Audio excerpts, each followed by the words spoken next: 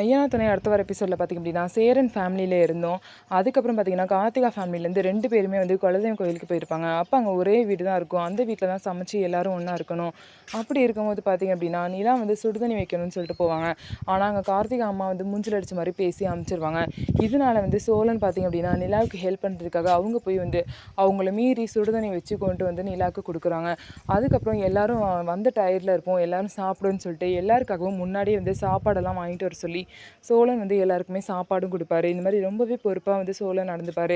நிலா பார்த்திங்க அப்படின்னா நாங்கள் டயர்டாக தான் இருக்கோம், ஆனால் நீங்கள் தான் வண்டி ஓட்டிகிட்டு வந்தீங்க, உங்களுக்கு தான் ரொம்ப டயர்டாக இருக்கும், நீங்களும் சாப்பிடுங்கன்னு சொல்லிட்டு சோழனை சாப்பிட சொல்கிறாங்க.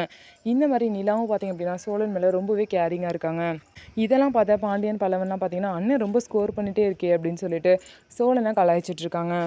ஸோ 2 குடும்பமும் பார்த்திங்க அப்படின்னா சாமி கும்பிட வந்திருக்காங்க. சாமி கும்பிட வந்த இடத்துல 2 குடும்பமும் சண்டை போடாமல் நிம்மதியாக வந்து சாமி கும்பிட்டு கிளம்புவாங்களா, இல்லை வேறு ஏதாவது பிரச்சனை வரதுக்கு வாய்ப்பு இருக்கா அப்படின்னு சொல்லிட்டு நம்ம வெயிட் பண்ணி பார்க்கலாம். நம்ம வீடியோ உங்களுக்கு பிடிச்சிருந்தா நம்ம வீடியோவை லைக் பண்ணிக்கோங்க. மறக்காமல் நம்மளோட சேனலை சப்ஸ்கிரைப் பண்ணிவிட்டு பாருங்கள்.